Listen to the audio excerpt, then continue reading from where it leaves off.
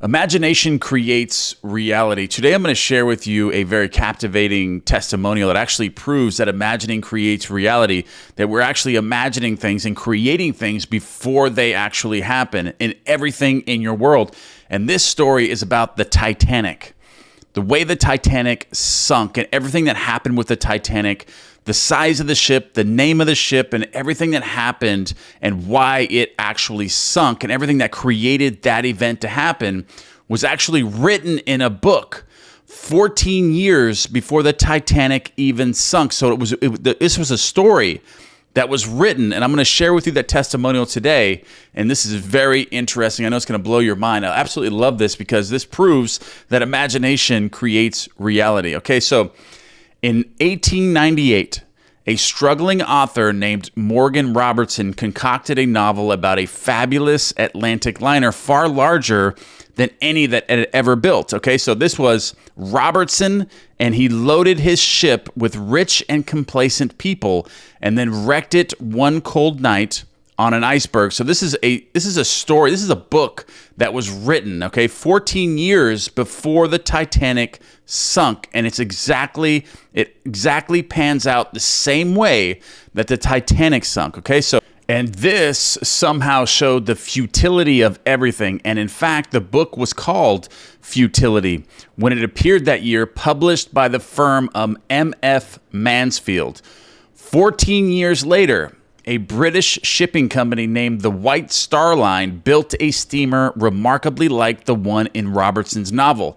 The new liner was 66,000 tons displacement, and Robertson's in his novel was 70,000. See the similarities here, how close this is.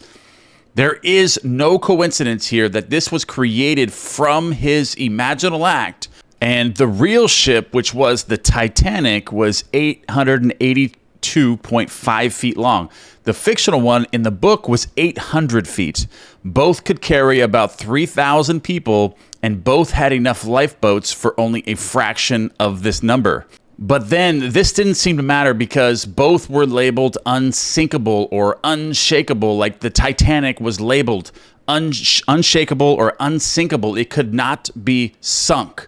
And that was it. And that was the same way it was written in this book 14 years before the Titanic even sunk. So on April 19th, 1912, the real ship left the Southampton on her maiden voyage to New York. Her cargo included a priceless copy of the Rubaiyat of Omar Khayyam, I don't know if I'm pronouncing that right, and a list of passengers collectively worth $250 million. On her way over, she too struck an iceberg and went down on a cold April night. Robertson called his ship, in his book, written 14 years before this happened, Robertson named his ship the Titan.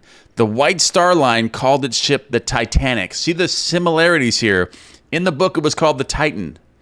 In real life, it was called the Titanic. There's no coincidence here. So imagination creates reality. Had Morgan Robertson known that imagining creates reality, that today's fiction is tomorrow's fact, would he have written the novel Futility?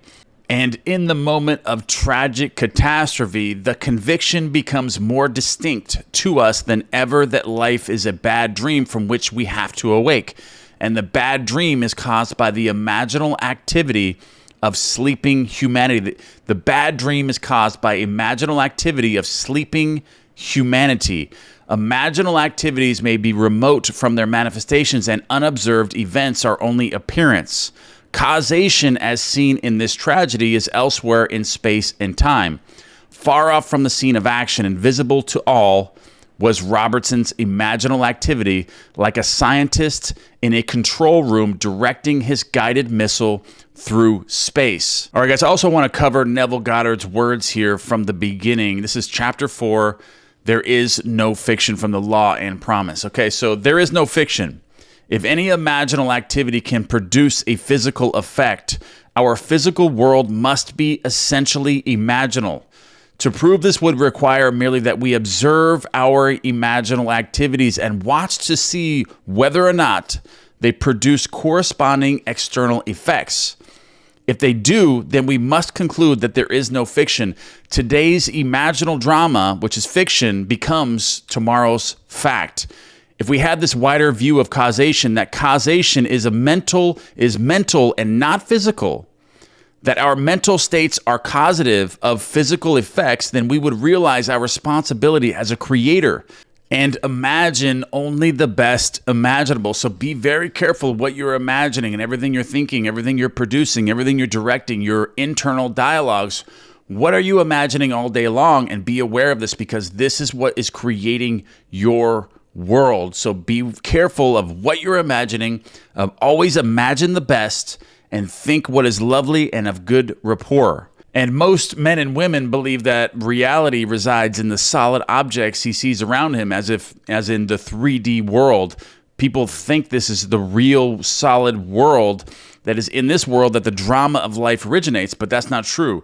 They think that events spring suddenly into existence, created moment by moment out of physical facts. But causation does not lie in the external world of facts.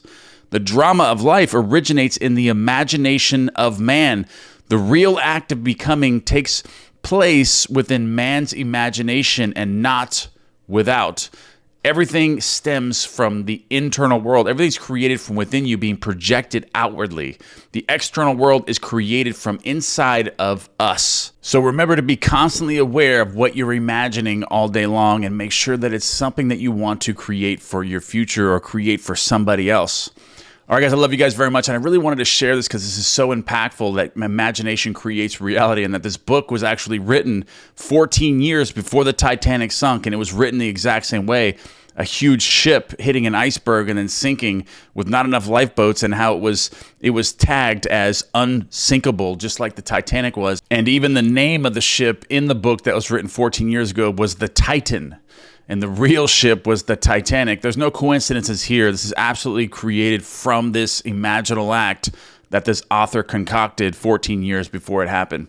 All right, guys, I love you guys very much. Don't forget to give me one thing you guys are grateful for, or leave any comments, any ideas for future content. And I'm going to post that card for you for my sleep meditations on the screen for you. You can click on that and find the perfect sleep meditation for you to manifest anything you want to come into your life as you're falling asleep. Imagination creates reality, and what you fall asleep with is what you're going to get in the future. So fall asleep with those sleep meditations. They will absolutely create your future exactly how you want it to be.